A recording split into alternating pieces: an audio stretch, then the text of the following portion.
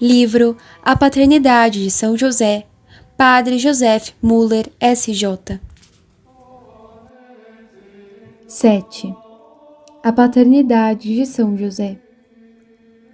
Para um completo entendimento da discussão em que agora entraremos, é importante ter em mente as conclusões a que chegamos até agora, porque elas são pressupostas como a base dos capítulos seguintes.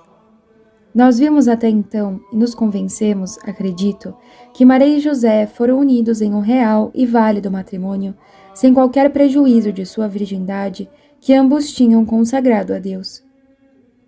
Ademais, que esse virginal e santo matrimônio foi preparado pela onisciente providência de Deus, completamente em vista da encarnação de seu Filho eterno, para que pudesse ocorrer de forma digna e respeitável, para cujo propósito esse matrimônio serviu perfeitamente.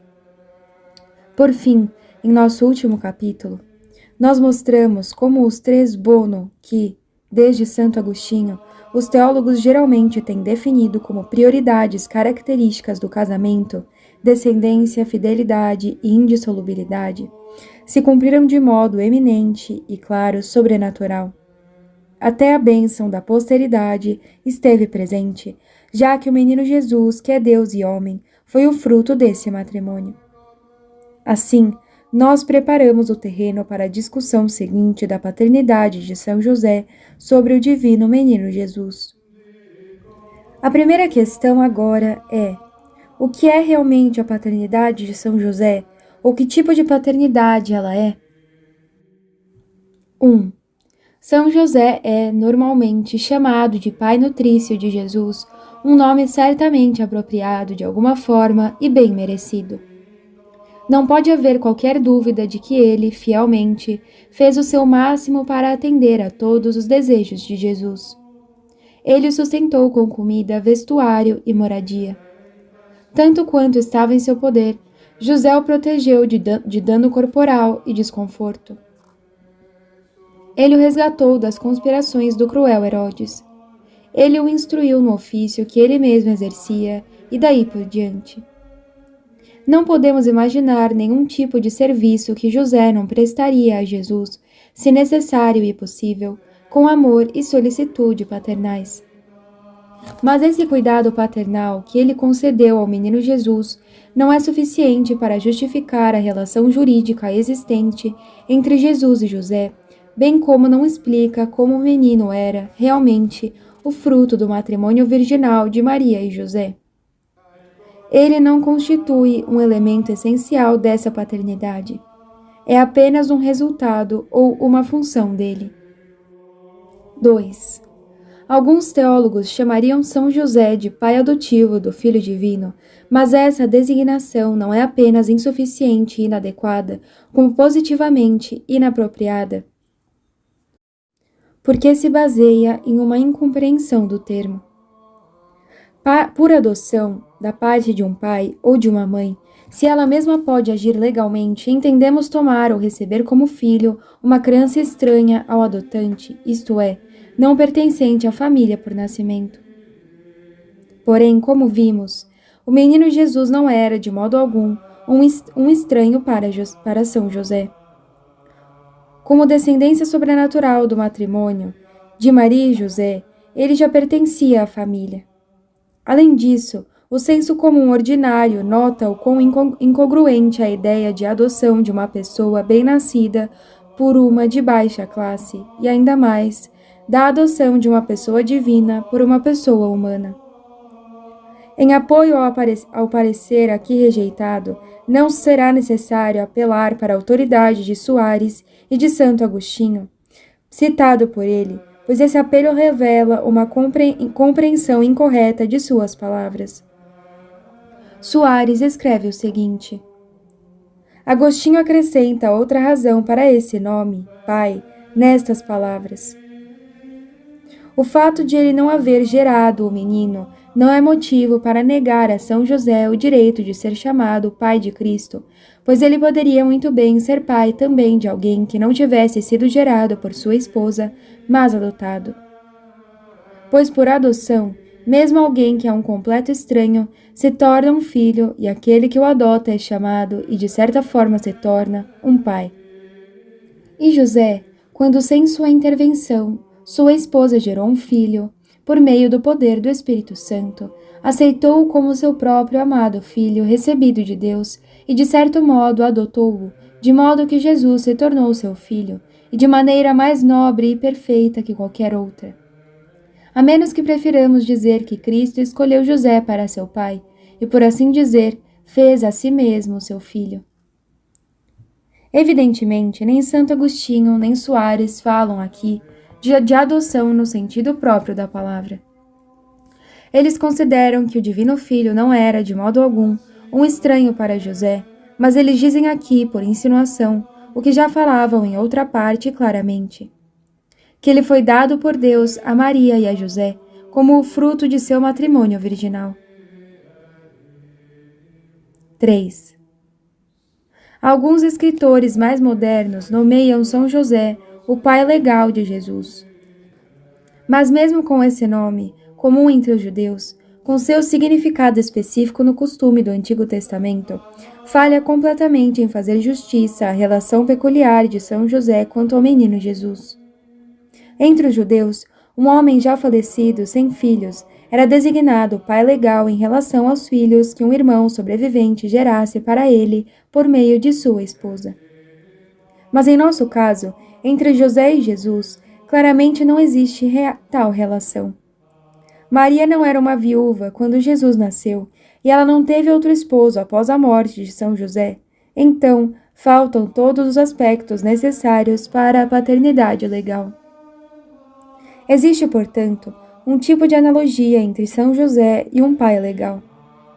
Como um pai legal tem um filho gerado por seu irmão por meio da ex-viúva, assim para José, por meio da ação sobrenatural do Espírito Santo, o menino Jesus foi concebido e nascido de sua virginal esposa. Grimm, que dá importância a essa analogia e a usa habilmente em sua harmonização da história da revelação, admite, no entanto, que isso não constitui São José o pai legal de Cristo. 4. Por fim, temos a famosa passagem na Sagrada Escritura em que São Lucas 3:23 fala de Jesus tido por filho de José. Daí São José é frequentemente chamado o pai putativo de Jesus. Mas essa designação não é um nome dado a São José pelo escritor sagrado, cuja intenção é meramente dizer que os judeus daquele tempo pensavam que José era o pai de Jesus, mas erroneamente, visto que eles acreditavam que ele era o pai natural. Logo, o uso dessa expressão para definir a paternidade tão distintamente atribuída a São José em outras partes da Sagrada Escritura é injustificável, se não absurda, e contrária ao que a Escritura indica, como nós mostraremos por seus textos posteriores. Dito tudo isso, a questão permanece aberta sobre em qual sentido a Sagrada Escritura chama São José o pai de Jesus, ou em que a paternidade de José realmente consiste. 5. Vejamos agora se a própria Escritura nos oferece, ao menos, algumas pistas para resolver o problema. Aqui, imediatamente, nossa atenção é detida pelo impressionante fato de que, no Novo Testamento, São José é nomeado simplesmente o pai de Jesus, sem qualquer outra qualificação, e não apenas pelos judeus, que erroneamente pensavam que ele era o pai natural de Jesus, mas também pelos autores inspirados, o que é ainda mais significativo, pela própria Maria, a Mãe de Deus, a Virgem Prudentíssima, a sede da sabedoria, que certamente possuía total ciência de tudo, o que se relacionava à relação entre si mesma e José, e entre José e o bendito fruto de seu ventre. O evangelista chama José o pai, e Maria e José os pais de Jesus. Seu pai e sua mãe estavam admirados das coisas que dele se diziam. Lucas 2:33. Seus pais iam todos os anos a Jerusalém para a festa da Páscoa. Lucas 2:41. E a própria Mãe de Deus disse ao filho quando o reencontrou no templo: Meu filho, que nos fizestes? Eis que eu e teu pai andávamos à tua procura, cheios de aflição. Lucas 2,49. Assim, tanto o autor inspirado quanto a Virgem Prudentíssima chamam José simplesmente de pai de Jesus. Portanto, José deve ser, tanto quanto possível, de uma forma elevada, além de verdadeira e própria, o pai de Jesus. E Soares diz: os nomes dados deliberadamente a uma coisa normalmente revelam sua natureza ou qualidades em que são baseadas. Logo, quando o Pai Eterno quis compartilhar seu próprio nome com esse homem, ele indicou com bastante clareza a elevada dignidade a que o levou quando, por esse nome, confiou a ele tanto o ofício e, em um sentido mais amplo, a responsabilidade de um pai. Podemos concluir, portanto, que Deus, em sua sábia providência, tinha destinado José a se tornar um pai para Jesus em todos os aspectos, o quanto fosse possível, com a única exceção da concepção natural. Mas como José poderia ser investido com esta paternidade? A única explicação possível que nos resta, porém suficiente, deve ser encontrada no fato de que o Divino Filho foi dado por Deus, tanto a Maria quanto a José, como fruto de seu matrimônio virginal. Na injustificada designação de São José como pai e de ambos, Maria e José, como os pais de Jesus, parece-nos que há uma inequívoca confirmação do que nos esforçamos por apresentar no último capítulo. Que o menino Jesus era, verdadeiramente, o fruto do matrimônio virginal deles. Por isso, São José é o pai de Jesus, em virtude de sua união virginal com a Virgem Puríssima. Nesse casamento, Jesus foi concebido e nasceu, foi dado por Deus como fruto desse matrimônio, e não a Maria somente, mas também a José, ambos cooperando sob a ação de Deus, dispositivamente para a produção desse fruto, cooperação pertencente à ordem sobrenatural, isto é, por meio de sua virgindade, que eles tinham consagrado a Deus. Por meio de seu matrimônio virginal, em que eles mutuamente confiaram sua virgindade um ao outro para ser preservada, por meio de sua entrega incondicional à santa vontade de Deus, e como assim a Virgem Maria, cheia de graça, é vista como a verdadeira mãe do Verbo encarnado, São José aparece de forma análoga, mas não idêntica, como seu pai.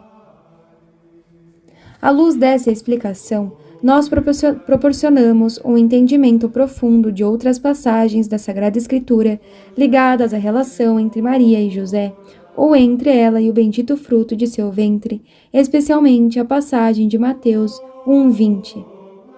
Quando São José foi profundamente testado pela descoberta de que sua esposa estava grávida, desconhecendo que o Filho de Deus tinha se encarnado no ventre virginal dela, um anjo do Senhor apareceu-lhe em sonho, dizendo: José, filho de Davi, não temas receber Maria por esposa, pois o que nela foi concebido vem do Espírito Santo. Ela dará à luz um filho, a quem porás o nome de Jesus, porque ele salvará seu povo de seus pecados. Por estas palavras, São José recebeu o entendimento de que a Virgem Mãe de Deus não deixara de ser sua esposa em consequência do fato maravilhoso que havia acontecido, mas que ela e seu divino Filho tinham sido, pelo contrário, de uma forma nova, dados e confiados definitivamente a ele como marido e pai. É por isso que o anjo disse: Ela dará à luz um filho, a quem porás o nome de Jesus. Conforme essas palavras do anjo, a união marital de Maria e José é inseparavelmente conectada com a paternidade de José sobre o menino Jesus. Anteriormente, o anjo Gabriel havia dito a Maria: Não temas, Maria, pois encontraste graça diante de Deus. Eis que conceberás e darás à luz um filho, e lhe porás o nome de Jesus. Desse modo, a ordem dada a José é a mesma dada a Maria: dar o nome ao filho. Mas se esse é um direito e dever dos pais, tanto do pai como da mãe, vemos que o próprio Deus, por meio de seu anjo, fez saber que José era e permaneceria pai da criança, que, com sua mãe, agora estava definitivamente confiado ao cuidado paternal de José. E com essa paternidade, naturalmente, todos os direitos e deveres correspondentes lhe foram conferidos. Isso não significa, entretanto, que José I se tornou o pai de Jesus somente por meio dessa revelação e da ordem transmitida a ele pelo anjo, mas a paternidade que já era sua por virtude da miraculosa concepção de sua virginal esposa, era agora revelada a ele e solenemente confirmada. Como se vê, essa interpretação da paternidade conduz as várias passagens pertinentes da Sagrada Escritura a um acordo harmonioso. Acrescentemos, porém, mais uma prova. A genealogia de Cristo apresentada a nós nos Evangelhos é totalmente favorável a uma paternidade real de São José. O propósito dessa lista genealógica, especialmente em Mateus, era mostrar que Cristo veio à Terra como filho e herdeiro de Davi, como as profecias do Antigo Testamento tinham prometido. A linhagem é traçada até José, esposo de Maria, da qual nasceu Jesus, que é chamado Cristo. No entanto, para essa prova ser conclusiva, era necessário que José, como verdadeiro esposo da Virgem Mãe, tivesse, em virtude de sua verdadeira paternidade, também os direitos de pai sobre o filho de Maria, assim como este, em virtude da verdadeira filiação, também tivesse todos os direitos de filho em relação a José, como seu pai. Isso também é bem mais enfatizado por Grimm. A fim de que o filho de Maria, embora sendo filho de uma virgem, tivesse uma justa reivindicação à filiação do esposo de Maria, de modo que, consequentemente, ele, como descendente de Davi, pudesse obter, como é óbvio, todos os títulos legais e reivindicações de herança que José possuía como descendente de Davi, o modo pelo qual a encarnação deveria ocorrer havia sido parte do plano divino desde o início, e nós encontramos no relato do Evangelho, precisamente por essa razão, a Virgem desposada por José da casa de Davi. O Messias é o filho e herdeiro de Davi, de modo que ele tem o estrito direito ao trono de seu pai e à soberania sobre Israel. Sendo assim, ele irá estabelecer o trono de Davi, reinar como rei em Israel e subjugar seus inimigos. Essa é uma verdade que a leitura dos profetas tinha incutido profundamente na mentalidade religiosa de Israel, e seu cumprimento é inaugurado pela aparição do anjo. Nós podemos mensurar a importância do fato de que Gabriel, com sua mensagem, foi enviado a uma virgem desposada quando declaramos assim: Maria não se tornará mãe por meio da ação do Espírito Santo, cobrindo-a com sua sombra, sem o nascimento milagroso de seu filho, tornando seu esposo o pai da criança. Para perceber a lógica estrita dessa conexão real, devemos ter em mente os conceitos jurídicos que, segundo a lei mosaica, regiam a relação entre pessoas comprometidas, desposadas e casadas. Segundo estes conceitos, não há diferença entre noiva e mulher casada no que diz respeito à respectiva relação com noivo e marido. Temos visto que nossa interpretação da paternidade de São José, baseada em seu matrimônio virginal com a Mãe de Deus, se harmoniza perfeitamente com os textos da Escritura que tratam do assunto, e que esses textos, por sua vez, parecem oferecer um argumento sólido em favor de nossa interpretação, ou pelo menos uma forte confirmação das outras provas que descrevemos neste capítulo. 6. Concluímos com alguns comentários sobre uma questão ligada ao nosso assunto, porém em um aspecto mais formal. Qual nome é mais adequado a esta paternidade de São José, da forma como a provamos e a interpretamos? Na primeira parte deste capítulo, trouxemos algumas explicações e, de acordo com elas, vários nomes sugeridos para essa paternidade, mas, como eles se provaram insatisfatórios, a questão do nome permanece aberta. Até agora, mesmo os teólogos que, em geral, concordam com a nossa interpretação, falharam em concordar em um nome. Pelo fato de essa paternidade ser tão única e miraculosa, não é fácil, de fato, encontrar um nome adequado.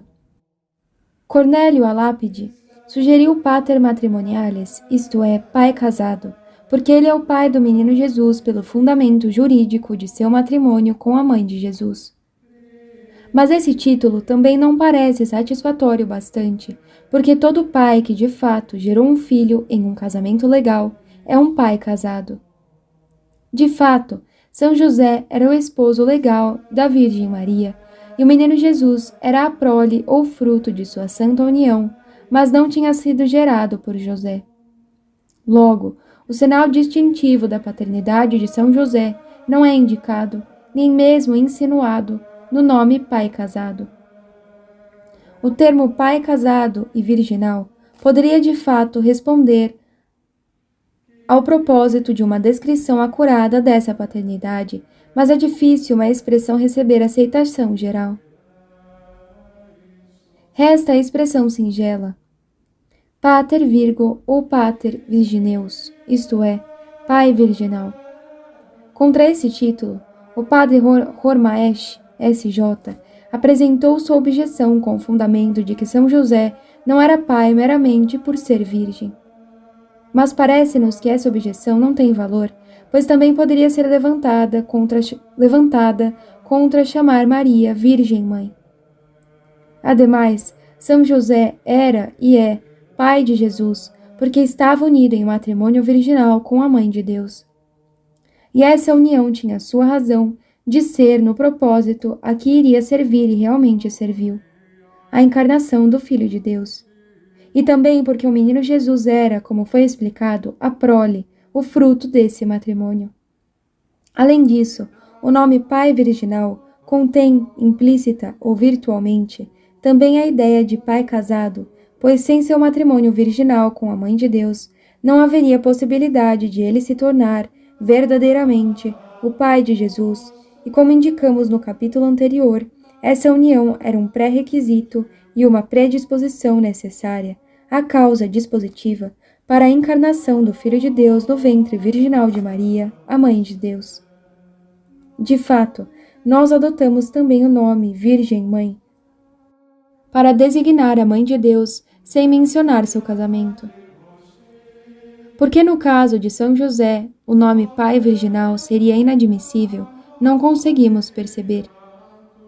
De todos os nomes sugeridos, esse nos parece o mais apropriado. Nossa interpretação da paternidade de São José, contudo, pode parecer a alguns que chega muito perto de colocar São José em par com a própria Virgem Maria, criando assim uma nova dificuldade. Por ora, esta breve afirmação basta. O corpo do Divino Filho foi formado somente por pura carne e sangue de sua mãe, prerrogativa dela que São José não compartilha de forma alguma, de modo que sua diferença essencial já é evidente. 8. Os padres da Igreja. Temos explicado a paternidade de São José sobre o menino Jesus, indicando que ele era pai fundado em sua união virginal com Maria, a Virgem Imaculada. Como esse matrimônio existiu apenas para o papel que deveria cumprir relativo à encarnação do Filho Eterno de Deus, o Filho Divino foi concebido por Maria nesse matrimônio e nascido nele, e foi dado não apenas a Maria, mas também a José. Assim, tanto Maria quanto José, por sua união virginal, pelo casto amor espiritual de um pelo outro, por seu amor a Deus e sua incondicional entrega à santa vontade dele, cooperaram como causas dispositivas para a encarnação do Filho de Deus no ventre de Maria. E como a Santíssima Virgem é, assim, a mãe do Verbo encarnado, também José é, de um modo análogo, o pai de Jesus. Ademais, no último capítulo, vimos que essa interpretação tem um fundamento sólido na Escritura e sozinha explica as passagens pertinentes da Escritura harmoniosamente. Nesse capítulo, vamos considerar a posição dos padres da Igreja quanto a esta questão. Um teólogo moderno, C. Mariani, que explica a paternidade de São José da mesma forma que nós, que publicou um valioso estudo sobre esse assunto, apresenta citações de vários padres, como Santo Efrem, São Jerônimo e Santo Agostinho, e então comenta: isso é, os padres e doutores da Igreja do século II, III, IV e V pensavam sobre a paternidade de São José. Mas após aquela época, a partir do fim do século V e durante os próximos 2 séculos, histórias apócrifas e lendárias representaram São José como um ancião, como um viúvo, como pai nutrício, adotivo ou putativo. Nós devemos, portanto, voltar à venerável antiguidade. Infelizmente, em um exame mais atento, o assunto não parece tão favorável à nossa tese como poderíamos imaginar. De qualquer forma, não se pode pensar em uma doutrina unânime dos padres sobre essa questão, nem durante aqueles 4 séculos, nem depois. Além disso, 2 de suas citações de Santo Efrem parecem dificilmente conclusivas. De fato, sobre a questão da paternidade de São José, bem como sobre a questão de seu verdadeiro matrimônio com Maria, a maioria dos padres não teve êxito em elaborar uma teoria clara. A razão para isso se deve em parte à grande influência que os escritos apócrifos ainda tinham naquele período, e em outra parte ao fato de que os padres eram especialmente forçados a defender a virgindade perpétua de Maria contra os hereges que abusaram do nome de pai aplicado a José para sustentar seus ataques. Ideias mais claras, porém, foram apresentadas por alguns dos padres, especialmente pelo grande Santo Agostinho, cujos escritos sobre esse tema e sobre outros marcaram uma época e realmente estabeleceram os fundamentos da teologia josefina. De todo modo, ainda que ele tenha penetrado o mais profundo interior da questão, suas ideias não receberam a atenção merecida.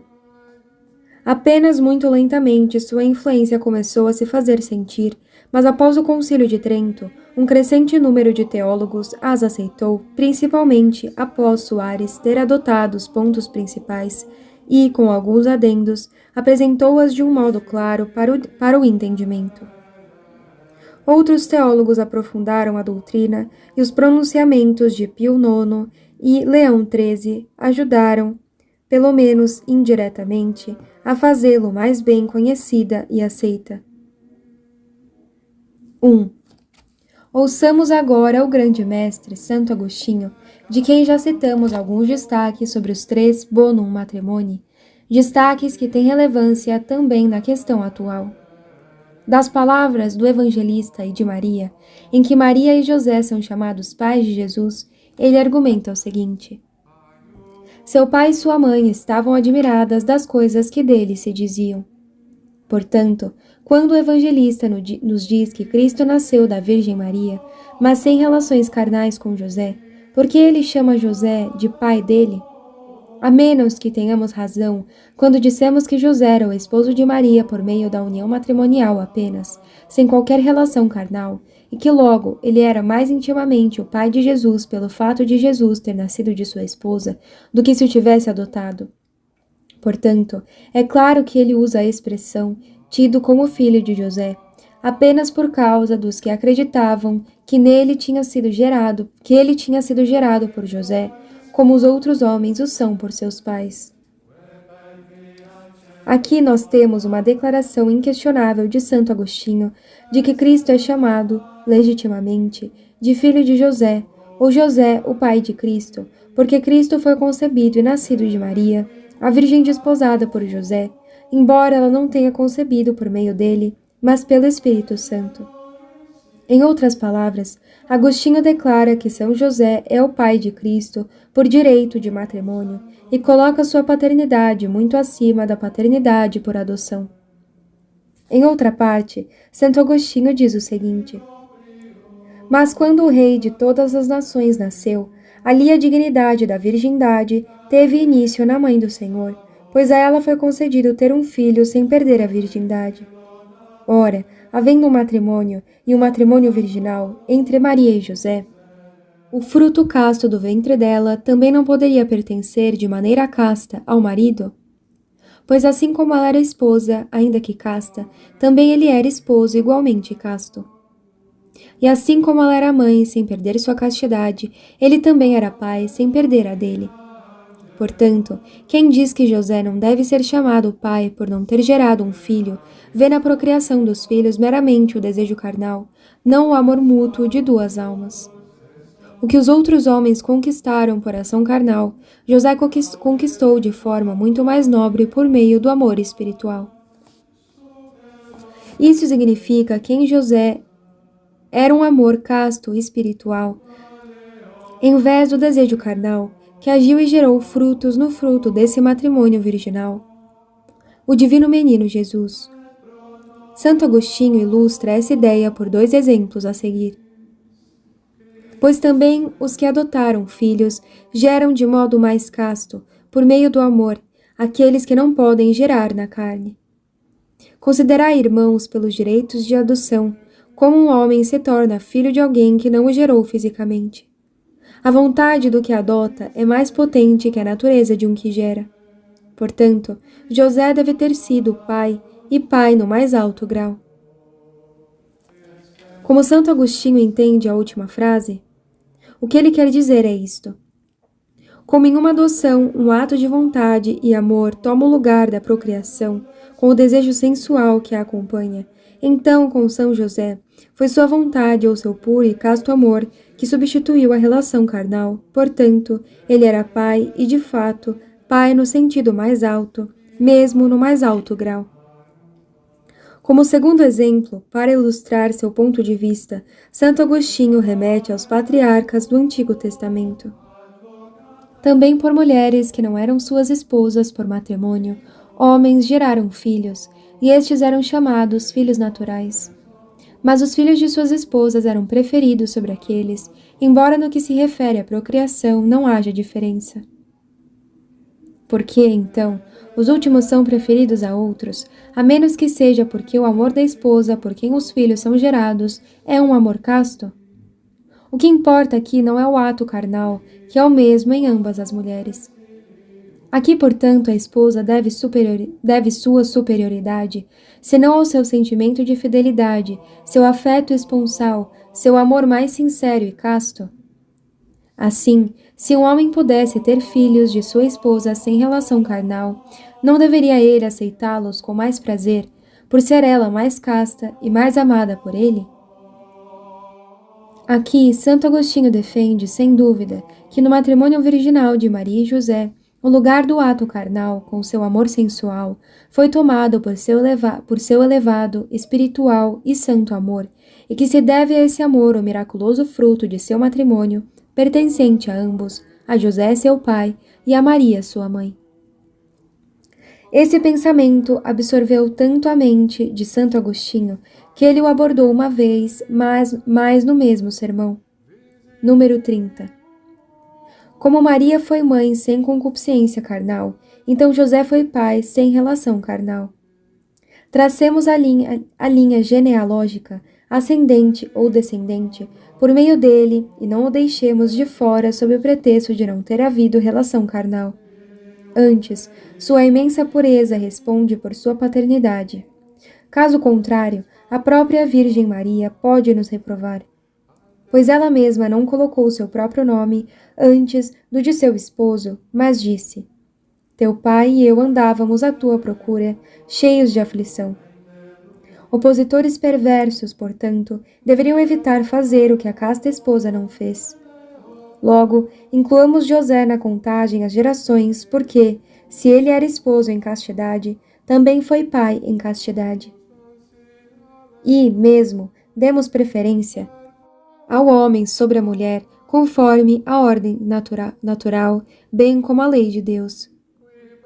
Pois se nós retiramos seu nome e colocamos o dela no lugar, ele dirá com razão também: Por que me excluís? Por que essa genealogia ascendente e descendente não partiu de mim? Poderíamos dizer a ele: Por que não o geraste por meio do ato carnal? Mas ele responderia: E ela se tornou mãe dele por um ato carnal? O que o Espírito Santo operou, ela o fez nos dois. José era um homem justo, afirma a Escritura. Portanto, marido e mulher eram justos. O Espírito Santo, apoiado na justiça de ambos, deu o filho aos dois. Mas naquela relação que deveria gerar o filho, ele atuou para que o filho também nascesse para o esposo. Portanto, o anjo disse a ambos que deveriam dar o nome à criança para que a autoridade parental dos dois encontrasse reconhecimento. A Maria foi dito: Eis que conceberás e darás à luz um filho, e lhe porás o nome de Jesus. E também a José foi dito: José, filho de Davi, não temas receber Maria por sua esposa, pois o que nela foi concebido vem do Espírito Santo. Ela dará à luz um filho, a quem porás o nome de Jesus, porque ele salvará seu povo de seus pecados. E a Escritura diz ainda: E ela deu à luz seu filho. Aí temos a confirmação da paternidade dele, não na carne, é claro, mas no amor. Desse modo, ele, portanto, é pai e realmente o é. É mostra de grande atenção e prudência da parte dos evangelistas a inclusão de José na genealogia, seja em Mateus, descendo de Abraão a Cristo, seja em Lucas, ascendendo de Cristo a Deus, por meio de Abraão. A primeira é um registro descendente, a segunda, ascendente, mas as duas passam por José. Por quê?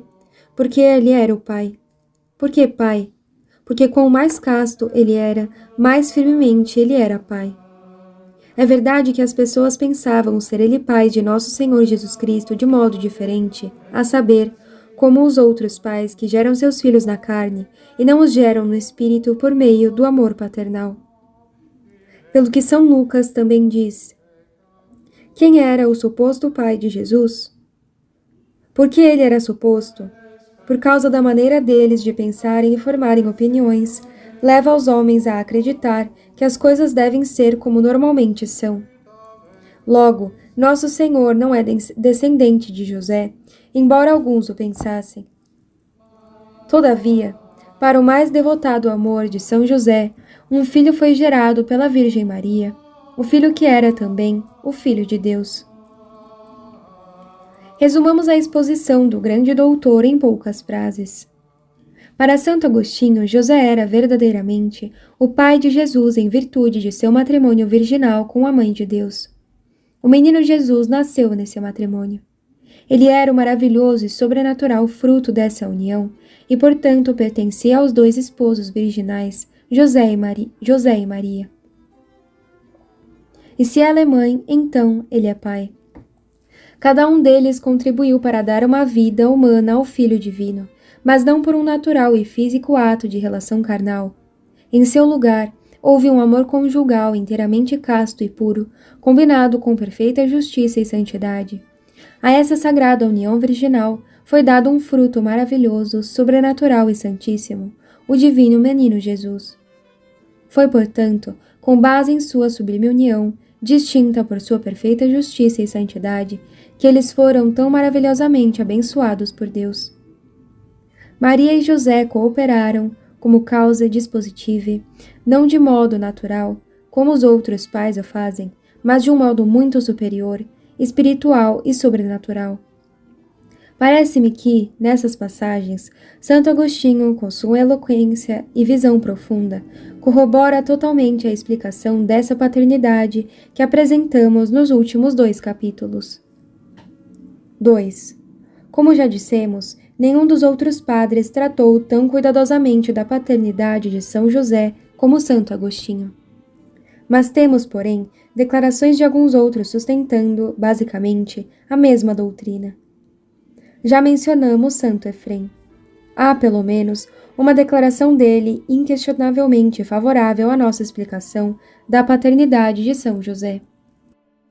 O Evangelho chama Maria de mãe, não mãe nutrícia, mas também chama José de pai, não pai nutrício, embora ele não tenha participado daquela concepção. Não foi o nome que tornou José o que era, mas o que ele deu-lhe aquele nome. Pelas promessas matrimoniais trocadas entre a Virgem e José, o nome de pai foi dado a ele, embora não tenha procriado. Quantas palmeiras, as plantas macho, fertilizam as plantas fêmeas, encobrindo-as, isto é, fecundando-as, sem contato e sem transmitir-lhe algo de sua substância. Também algumas figueiras não dão frutos, a menos que sejam encobertas por tramos machos. Então, como estes, em nossa linguagem síria, são chamados pais, embora eles mesmos não gerem, São José foi chamado pai, apesar de ser esposo de Maria sem qualquer relação conjugal.